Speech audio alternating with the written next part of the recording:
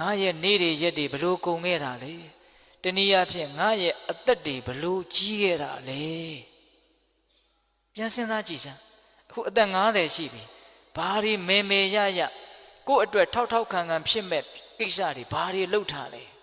ဘာတွေခိုင်မာကို့မှာအသိဉာဏ်တွေရှိပြီလေဝိုးတော်ဝါဒရောင်ပေးရောင်နာနဲ့အချိန်ကုန်ခဲ့တာများတယ်ဒီစကားကဘယ်သူကိုပြောလွဲခဲ့ပါတယ်ဗျာဘာကြောင့်လဲဆိုတော့သူလဲတူကိုလဲတူပဲလေဖြစ်တယ်လို့ပဲနေကြတာဗျာတခါကြီးဒီကမကြီးများဟုတ်လား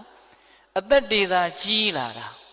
စိတ်ချရတဲ့ကျင့်တတ်ရတဲ့အားရှိစေတဲ့အသိဉာဏ်တွေရအောင်ဘယ်သူမှမလုပ်ရသေးတာများတယ်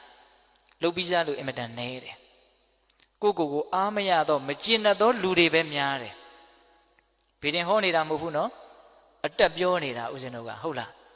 လူတော်များများဟာကိုအားမရဘဲနဲ့မကျင့်တတ်ဘဲနဲ့နေရတာဒီကမကြီးများအဲ့ဒါဟုတ်လားသေချာစဉ်းစားကြည့်နော်ဘာဖြစ်လို့အားမရဘဲနဲ့မကျင့်တတ်ဘဲနဲ့နေရလဲဆိုတော့အားရเสียရှိအောင်ကျင့်တတ်เสียရှိအောင်လုပ်မှမထားပဲကိုစိတ်ကအမှန်သိတယ်ဗျာကို့မှာအားရเสียမရှိဘူးဆိုရင်အားရတဲ့စိတ်ကဖြစ်မှာမဟုတ်ကို့မှာကျင့်တတ်เสียတကယ်မရှိဘူးဆိုရင်ကျင့်တတ်တဲ့စိတ်ကတကယ်ဖြစ်မှာမဟုတ်ဟုတ်ရလားဒါကြောင့်မြတ်စွာဘုရားကကိုအသက်ဘလို့ကြီးခဲ့တာလဲကိုရဲ့နေ့တွေရက်တွေလတွေဘလို့ကုန်ခဲ့တာလဲဆိုတာကိုလေးနက်စဉ်းစားသမ်းပါအရေးမပါအရာမရောက်တဲ့ကိစ္စတွေနဲ့ကုန်ခဲ့တာများတယ်ဗျဒီကမကြီးတွေအဲ့ဒါဟုတ်လားများသောအားဖြင့်တော့သူများအကြောင်းတွေစဉ်းစားရင်းနဲ့အချိန်ကုန်ခဲ့တာအဲ့ဒါတွေကိုပြန်လဲတုံ့ပြန်ရင်းနဲ့အချိန်တွေကုန်ခဲ့တာနှမျိုးစရာမကောင်းဘူးလားဒါကြောင့်မြတ်စွာဘုရားကကိုယ်အကြောင်းကိုစဉ်းစားရမယ်ဘယ်လိုစဉ်းစားရမှာလဲငါဘာတွေလှုပ်ပြီးပြီလဲငါဘာတွေမလှုပ်ရသေးဘူးလဲအဲ့ဒီအလုပ်ကလည်းဘလောက်အဖိုးတန်တဲ့အလုပ်လဲဘလောက်အဖိုးမတန်တဲ့အလုပ်လဲဒါလည်းပဲအရေးကြီးသေးတယ်နော်အတနောဝမိမိဤသာလျင်ကတာနိစ္စပြုအပ်သောအမှုတို့ကို၎င်းအကတာနိစ္စမပြုအပ်သောအမှုတို့ကို၎င်းအဝေခေယအလုတ်တစ်ခုဂယုပြု၍ကြည့်ရှုဆင်ခြင်ကြကုန်ရ၏ကိုဘာတွေလုပ်ပြီးပြီလဲဘာတွေမလုပ်ရသေးဘူးလဲဆိုတာကိုစဉ်းစားရမယ်စဉ်းစားလိုက်လို့ရှိရင်ကိုအကြောင်းကိုစဉ်းစားရင်နှစ်မျိုးတွေ့မယ်ဗျတရားကိုဦးဇင်းကအစီအစဉ်လေးချပြီးတော့ပြောနေတာနော်ကိုအကြောင်းကိုစဉ်းစားရမယ်သိရမယ်လို့စောစောကနှစ်မျိုးပြောခဲ့တယ်နော်အခုစဉ်းစားရမယ်အပိုင်းကိုပြောနေတာသိရမယ်အပိုင်းကိုမပြောသေးဘူး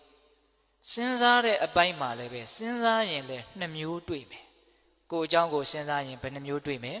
နှစ်မျိုးတွေ့မယ်အဲ့ဒါကဘာလဲဆိုတော့ကိုယ့်ရဲ့မကောင်းခွက်ကိုယ့်ရဲ့ကောင်းခွက်တနည်းအားဖြင့်ကိုယ့်ရဲ့မကောင်းတာရဲ့ကိုယ့်ရဲ့ကောင်းတာရဲ့ဒီနှစ်မျိုးကိုတွေ့ရမယ်တရားဓမ္မတို့ဦးဇင်းတို့ဆိုတာကောင်းတာရဲ့မကောင်းတာရဲ့ကိုရောမှွေထားတာပဲမဟုတ်လားကောင်းတာကြီးပဲလားမဟုတ်ဘူးဒါမြင်မကောင်းတာကြီးပဲလားမဟုတ်ဘူးကောင်းတာတွေလည်းရှိတယ်မကောင်းတာတွေလည်းရှိတယ်မကောင်းတာတွေကိုလည်းမကောင်းဘူးလို့သိရတယ်ကောင်းတာတွေကိုလည်းကောင်းတယ်လို့သိရတယ်မကောင်းတာကိုမကောင်းဘူးလို့ငါမကောင်းတာတွေရှိတယ်လို့စဉ်းစားမိတော့ဘာအကျိုးရှိလဲဆိုတော့ဒီမကောင်းတာတွေဟာငါ့ကိုမကောင်းကျိုးကိုဖြစ်စေမှာလို့စဉ်းစားပြီးတော့အဲ့ဒီမကောင်းတာတွေကနေလွတ်မြောက်အောင်ကြိုးစားဖို့ဒါအရေးကြီးတယ်နော်တခါကြီးမိုက်မြမကောင်းတာကိုစဉ်းစားတယ်ဆိုတာအလကားစဉ်းစားတာမဟုတ်ဘူး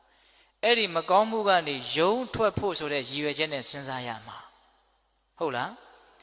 ကောင်းတာကိုစဉ်းစားတယ်ဆိုတာလဲဘဝင်မြင့်ဖို့စဉ်းစားတာမဟုတ်ဘူးအဲ့ဒီကောင်းတာကိုစဉ်းစားလိုက်တော့